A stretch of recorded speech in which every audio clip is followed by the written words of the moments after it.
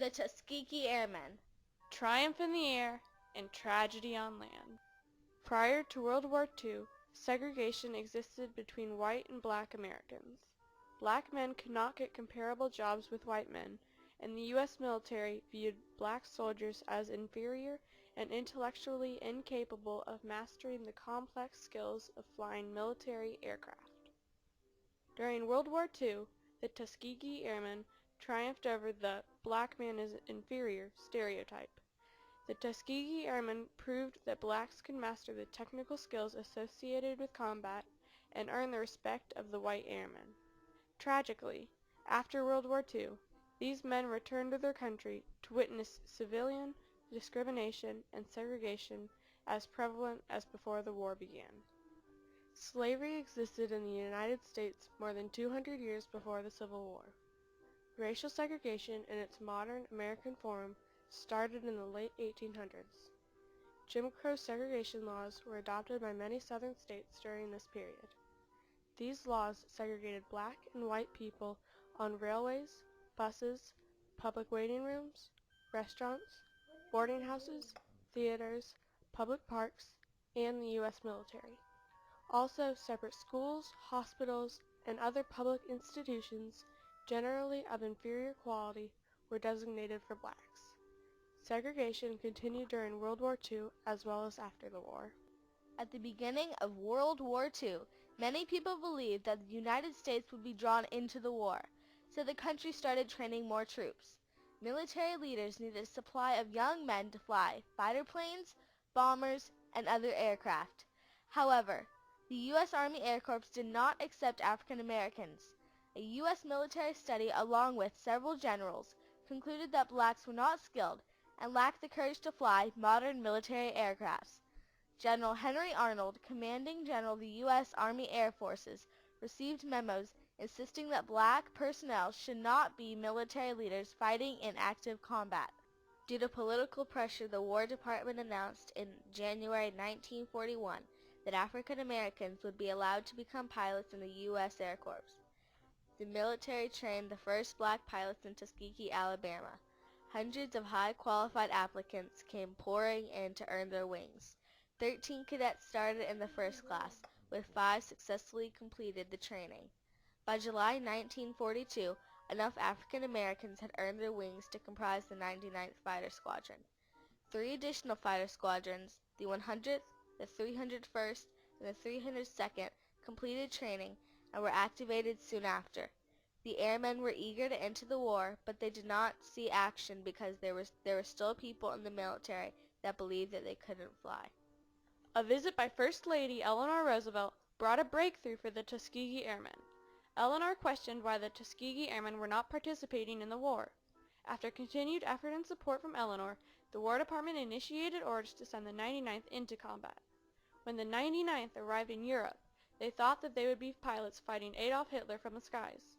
Instead, they found themselves performing close, tactical ground support duties. On February 2, 1943, the 99th was deployed to the southern part of Italy, where they were soon introduced to live fire in the skies over Sicily. Their tremendous success led to their new mission of fighter pilots escorting American bombers on missions over German targets. The 99th joined the other 3 fighter squadrons, the 100th, 301st, and 302nd, to form the 332nd Fighter Group. The Tuskegee Airmen escorted their bombers to Austria, Hungary, Romania, Germany, and Poland. The white bomber pilots named them the Black Red-Tailed Angels for their stellar reputation in the sky and for the painted red tails of their planes. The 332nd Fighter Group was the only group in history that never lost a bomber that they escorted. The Tuskegee Airmen flew a total of 1,578 missions. They shot down or damaged on land 409 German aircraft, they destroyed 950 ground support units, and they sunk 1 German Navy destroyer. Dr. Charles Moskos, military sociologist from Northwestern University, speaks of the triumphs of the Tuskegee Airmen. The triumph of the Tuskegee Airmen was that they performed magnificently in combat operations and a very, very elite group. It wasn't just ground combat arms, as you're talking about pilots, and who have to be mechanically and engineeringly trained as well as being good in combat zones. So that was an unmixed blessing. In in terms of the standing of blacks in the American military. Even though the Tuskegee Airmen triumphed in the skies, the armed services of the United States were still severely discriminatory and segregated. The Tuskegee Airmen were proud of their aviation triumphs, but they still had segregated barriers to break. Trying to break these barriers, 162 black officers took part in an event that would jeopardize their military careers. These black officers demanded lawful entry into the White Officers Club in Freedman Field, Indiana. These officers were given the option to sign a pledge agreeing to be segregated, or they would be placed under house arrest and given a reprimand that would be part of their military record. 101 black officers refused to sign. Fighter pilot Mr. Hiram Lodell gives us his first-hand account on his refusal to sign the agreement for a segregated officers club. But I said, well, I don't know what's going to happen, but I'm not going to sign it. So I didn't sign it. He said, well, you consider yourself under arrest, you go back to your quarters, you stay there. I went back to my quarters and I stayed there for, I think, 13 or 14 days. This tragedy became known as the Freedman Field 101 incident. On May 6, 1945, the war in Europe ended. The Tuskegee Airmen's return to the United States was a far different return than the whites.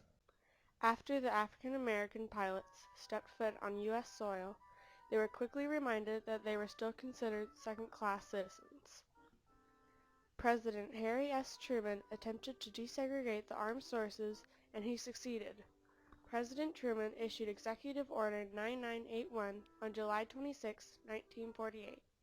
This executive order declared that there should be equality of treatment and opportunity for all those in the armed services without regard to race, color, religion, or national origin. Tragically, the Tuskegee Airmen's accomplishments were overlooked for 4 decades. The Tuskegee Airmen triumph in World War II had a tremendous economic impact on breaking racial barriers that eventually opened up better job opportunities for minorities. The Tuskegee Airmen proved that blacks were just as capable intellectually as their white peers. The Airmen's accomplishments led to significant political impacts as well. For example, President Truman's Executive Order 9981 eventually paved the way for desegregation in civilian life. Colonel Alexander Jefferson of the 332nd Fighter Group gives his opinion on the political impact the Tuskegee Airmen had in the desegregation of the Army Air Corps. And the Army Air Corps has admitted it's wrong, and discrimination has been overturned.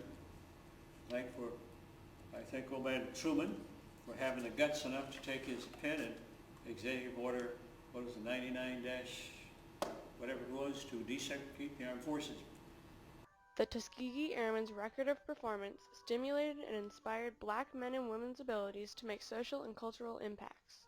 This empowered their culture to pursue education and better job opportunities. The Tuskegee Airmen's social impacts were evident when the armed forces became desegregated. This eventually helped end segregation in civilian life. The Tuskegee Airmen's triumph helped open up opportunities for women, both black and white. Ironic. White women are the ones who, I believe, profited more out of all the things. We would never have today Hillary or, who knows, Condoleezza Rice. Albright was the former Secretary of State. The world is changing. Thank God for the United States and all of it stands for. God bless the States. Still the best country in the world. The training of the Tuskegee Airmen was an experiment established to prove that blacks were incapable of operating expensive and complex aircrafts. 992 black pilots graduated from the training program, 450 of whom served in combat. Although the Tuskegee Airmen faced discrimination and were treated as second-class citizens, the Tuskegee Airmen excelled in combat and were true American heroes.